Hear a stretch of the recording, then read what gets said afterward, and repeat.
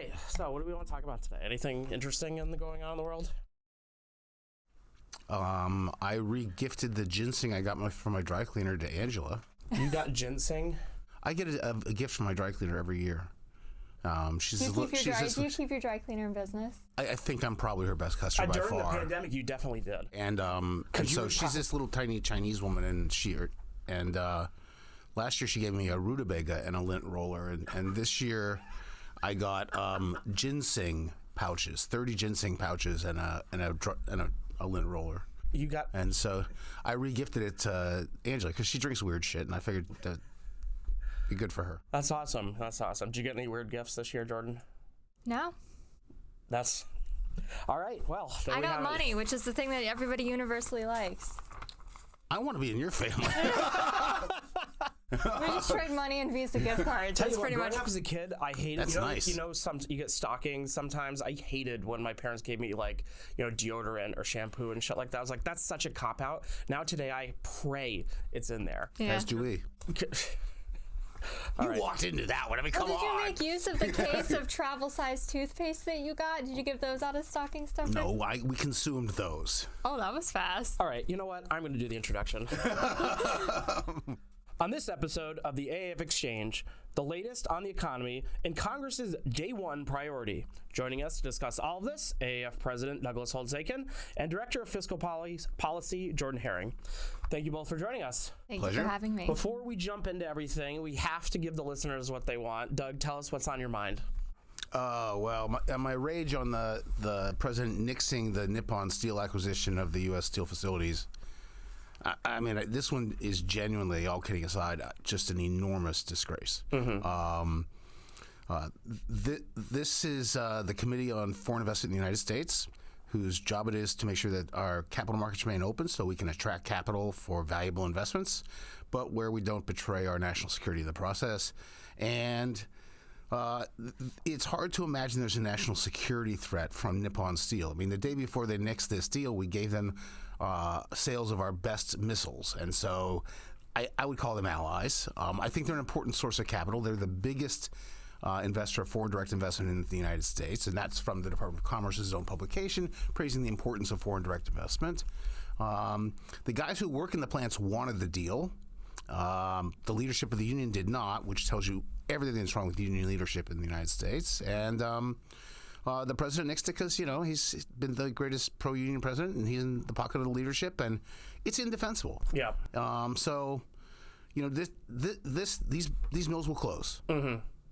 So what have we accomplished here? Right. These guys will be out of work. This is all in Western Pennsylvania, so it's close to home. For the listeners who don't know, I grew up in a steel family. That mill is now gone. Mm-hmm. I mean, it didn't have to be this way. Yeah.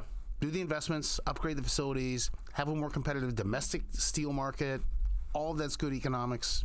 And it's pretty stunning that both when economists on the right and the left are both saying this is a dumb idea, this is bad, this is pathetic. I mean, Jason Furman came out with a pretty scathing tweet when it happened, and it's just like when you guys are on the same page, it seems like a bad idea. Yes, us being on the same page is a bad idea. But no, I mean, I say that lovingly of Jason. We do a lot of business together. But, we don't know. Like, we're not in the room. But all of the rumors that leak out of this process said that the State Department signed off, the National Security Council signed off, Treasury signed off, and USTR, the famous We Don't Want Any Trade organization in the White House, nixed the deal. But it's something really wrong there. Yeah. And like you said, Japan is one of our number one allies in the region. And a crucial ally right now with China, Korea problems. I mean, this is not someone who you want to declare on the global stage is a threat to the United States. That's insane. All right, let's move on. I'm just getting warmed up. Yeah, well, I bet you this next topic you'll have some stuff to say about. It's been a while since we last spoke, so let's start with an update on the economy. Where do we stand and what are expectations for 2025? So right now, the economy is in really solid shape. If you look at sort of top line GDP growth, which was 1.6% first quarter, ramped up to 2.8, probably is going to come in above 3 for the fourth quarter. That's very good. I mean, trend growth is estimated to be something like 2, a little below by a lot of people.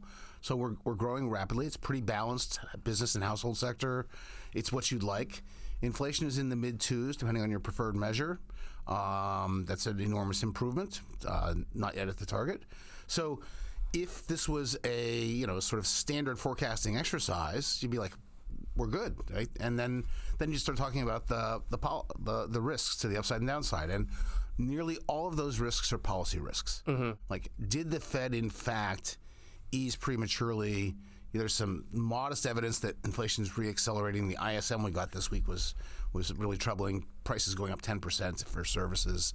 So there's some of that, and so maybe they didn't get that exactly right. Then there's also all the incoming from the Trump administration, which could be tariffs, could be a huge reconciliation bill that blows up the deficit even further, excess fiscal stimulus.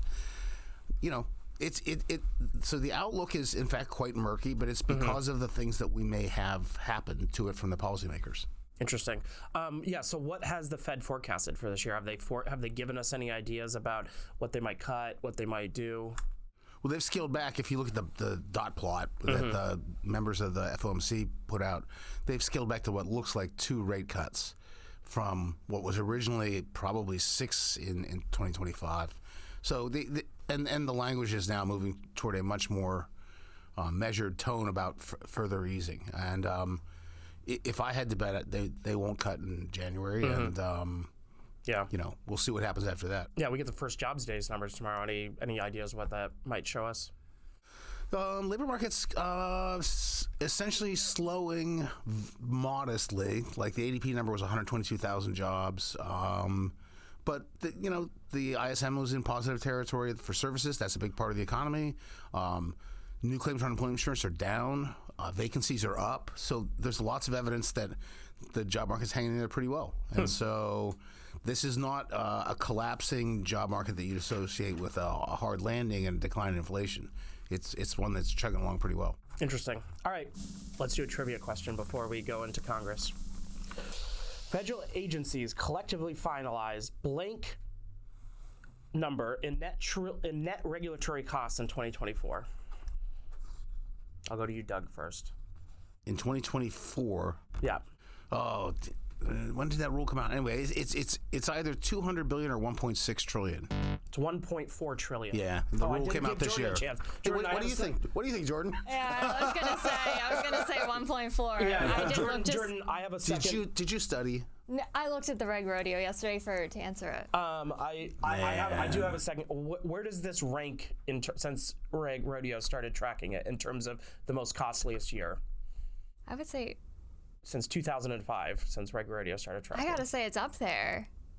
Is it the most costliest? It is the most costliest. By far. So yes, by far the most costliest year. Yeah. So yeah. Anyways, we I guess end 2024 on a high note, low note, however you want to say it. Yeah, no, it's been stunning to watch the Biden administration grind out the regulations. I mean, I didn't think anyone would eclipse the Obama administration anytime soon, and they did it in one term. Yeah, amazing. I mean, and they're still going, right? I mean, there was another one a few days ago on energy. I mean, who knows? They may, even after he's, gone and President Trump's been sworn in, he'll still try to issue some regulations. We don't know. Look out, Delaware. He's coming home. Yeah, gotta try to solidify that legacy. All right. Well, let's go to a different topic, I suppose. All right, Jordan. The 119th Congress has been sworn in, and now the fun really begins. Congress has a long list of day one priorities and tends to use the budget and specifically the reconciliation process to get them done. So, just give us an overview of the key legislative items Congress is trying to address. Sure. So President Trump is coming into office in 11 days, and he has a very aggressive agenda, and he's made it very clear that he wants to hit the ground running. He's coming in with unified government, but when you look at it in the grand scheme of things, we're talking about a very thin one-seat margin in the House and a couple-seat margin in the Senate. And he's made it clear he wants to focus on immigration, tax reform, energy, and the only way to do that feasibly is through the reconciliation process. So there's been a lot of discourse since the November election of what is reconciliation going to look like. And you had some differing opinions in the House and the Senate. The House was favoring a one bill approach that included everything. So border security, energy, taxes, all into one big, beautiful bill, as Trump calls it. And then the Senate was kind of eyeing more of a two-pronged approach. So first they would do a reconciliation bill that addressed all the non-tax items, and then they would move to a bill that addressed the tax items. And I think even at one point there was discussion of a third bill that would include all Trump's campaign proposals. So no tax on tips, no tax on overtime, things like that. Trump met with the Senate GOP last night and kind of tried to make the case for why he's in line with Speaker Johnson and other members of House leadership for a one bill approach. There were still senators making the argument that it should be a two-prong approach. So they're not quite there, and they need to reach consensus on what they want this process to look like so they can to actually get started and drafting the budget resolution and get the process underway. Yeah, it sounds like a Dr. Seuss kind of argument: one bill, two bill, three bill, type thing. Yeah.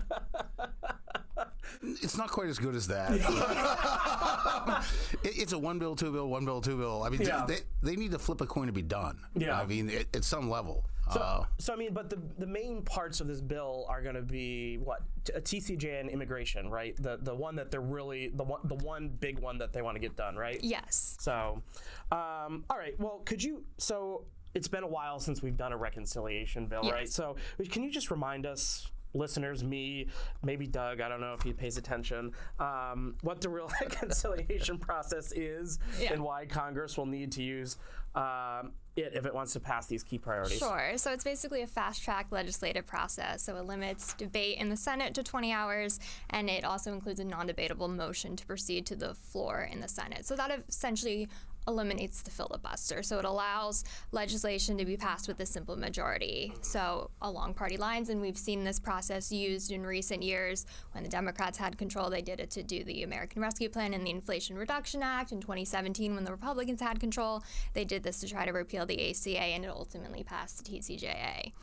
So it allows a simple majority. They don't need to garner any minority support. If it's a 50-50 split in the Senate, the vice president can cast the tie-breaking vote and they can proceed. So how the process begins is it starts in the House and Senate budget committees with a drafting of a concurrent budget resolution that includes reconciliation instructions for the relevant committees to draft their legislation around. And the budget resolution's got to include four things.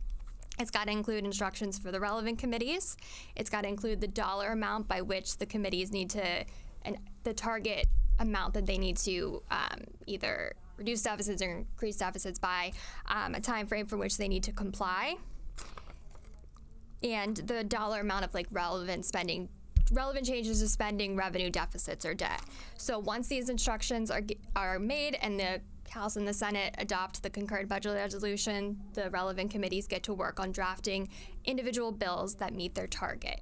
And once the bill is passed out of committee, it goes to the floor for full consideration. Now, if one of the reconciliation instructions applies to one or more committees, independent bills need to go to the House or the Senate Budget Committee, and the House and Senate Budget Committees put them together as an omnibus for consideration on the floor. Now, in the Senate, the bill is subject to what's known as the Byrd Rule, and the Byrd Rule applies a few restrictions on the reconciliation legislation. So one of those is that the reconciliation legislation cannot increase budget deficits beyond the 10-year budget window. So we saw this with the TCJA. That's why many of the provisions of the TCJA are scheduled to sunset at the end of this year, because they did that so that the bill would not increase deficits beyond the 10-year budget window. Reconciliation legislation cannot address off-budget items, so Social Security reform cannot be done through the reconciliation process. And also, it can't include any items that don't have a budgetary impact. So for example, during debate over the American Rescue Plan, there was a push to try to increase the federal minimum wage. That was ultimately scrapped from the bill because it had no fiscal impact. It was considered extraneous. So lawmakers in the Senate work with the Senate parliamentarian to put the reconciliation legislation through what's known as a bird bath. It's a real term. It's a real term. You can't laugh at that. No, it's a real That's term. That's a serious moment in this process. Yes. I was not expecting that. To make changes to the bill, to remove any extraneous matters, to ensure that it's Byrd Rule compliant before it's brought to the Senate floor for consideration. So again, because the GOP has very thin margins in the House and Senate. This is the only way to get any of the president's agenda through. And tough process. Yes. And, there's two people outside of, the members that have to that seem to play a big role in this, and that's, of course, the Senate parliamentarian. Yes. And the CBO, I would imagine, plays a role in the Joint Committee. So, man, so good luck. Let me just say a word about sort of some of the difficulty of this. There's a lot of happy talk about, we got the majorities, here we go, let's go do this. Like this thin majorities, as Jordan emphasized. You have to vote on the budget resolution to begin with, and if they're smart, they'll be identical to begin with. You don't have to have two votes on budget resolutions, but budget resolution votes are bad votes. The reason we don't pass budget resolutions anymore is that, especially in the Senate, you have to have the famed vote-a-rama, where you're allowed unlimited amendments on the budget resolution, but finite amount of time for debate. And so at the end of that, people are just offering amendments that no one's read, and they have to vote on them. And it's all designed to have a bad vote for a campaign ad that'll hurt the next election. So they don't want to do that. But they're going to have to corral everybody, and everyone's going to have to line up and take the vote, including some votes they might not like. Then they have to try and do the same thing on the reconciliation bill, and they're all going to fight about what belongs in it. You got to run the table to get this done, and it's I think harder than anyone appreciates right now. It seems impossible that they would have been able to do this 3 times. The ability to make law is a powerful thing. You would have had to go through 3 vote-a-ramas to do. Oh yeah, they were talking about doing 3 different reconciliation bills at one point. That I think this is the argument against, part of the argument against the 2-bill approach. Yeah, you want one bill because you only want one vote that you have to get everyone to line up for, and if you got everything in one thing, you have more degrees of freedom to massage the content so that everyone can vote for it. So I mean, I know we're not going for 3 at this point, but how were they going to get that done? Because I mean, they weren't. Let's just be honest. Process-wise alone, I mean, how could you get 3? How could you do 3 budget resolutions in one? Well, they did. Well, they were able to do 2 in 1 year with the American Rescue. Yeah, so they would have to do something like that. They did 2 in 2017. Failed. I understand how you could do 2, but like, if you're talking about a third for like tips. So you can write the reconciliation instructions so that you have a tax bill, a spending bill, and a debt limit bill. So you could easily get 3 reconciliation bills out of one budget resolution. Okay. Just depends how you package it. Yeah. So So I think the other thing to just keep an eye on is timelines. Like, the sunset is at the end of the year. And people are talking about doing this in the first 100 days. I'm a little closer to the sunset than the first 100 days. This is hard to get done. Yeah. So, I mean, speaking of outside of the process bumps in the road, I mean, there's bumps in the road coming up when you actually put the packages together, right? So, I mean, what are those? One of the biggest ways they paid for the 2017. There's a great misnomer that somehow the 2017 Act didn't have any pay-fors in it. It was just all deficit. It's not true at all. About 80% of the corporate provisions were paid for by base broadening. But among the most important ways to pay for the whole thing was capping the deduction on state and local taxes. So now, newly elected Republicans in key states like New York and California, which are high-tax states, want to get rid of that, and the president promised to do something on that on the campaign, and but that makes it much harder to make it add up. So get ready for that fight. I mean, and the list goes on. Yeah, I mean, I saw they wanted to include debt ceiling in this as well, but that means you couldn't suspend it. You would have to vote on an actual number. Yeah, Jordan and I had a conversation about this the other day, and we concur that this isn't going to happen because I think 2 reasons. Okay. Number 1, the number.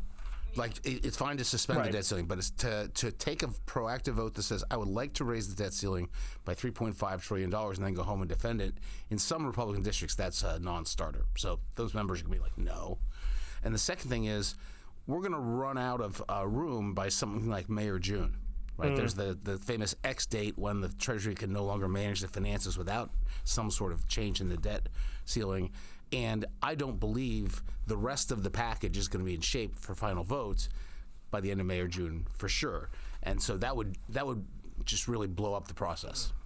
Yeah, I snuck in the debt ceiling even though we cut it yesterday, but still got it in there. Yeah. What about improvements? I mean, are they going to even look at improvements in this process? I mean, you and Kevin Brady have been writing numerous op-eds about this. Former Congressman Kevin Brady, who helped write the first TCJA. Ways and Means Chairman, author of a big chunk of the 2017 Act.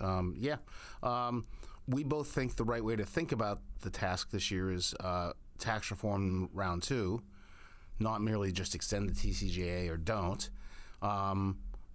It's complicated by the fact that many of the president's proposals, I'm going to say this delicately, are not on the list of things you would do in tax reform. Mm-hmm. They're the list of things that you wouldn't do in tax reform. And so the politics and the policy design are in conflict there. Interesting. Any final thoughts on this? I would just say it's going to be a big year. It's going to be a big year.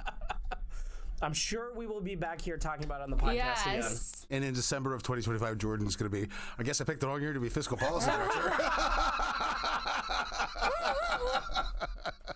All right. Well, I think that's all we have time for today, but thank you both for joining us. Like I said, we'll definitely be talking about this process, so I'm sure we will be sitting in the same room again, talking about it and hoping for new news. Thank you. Thank you.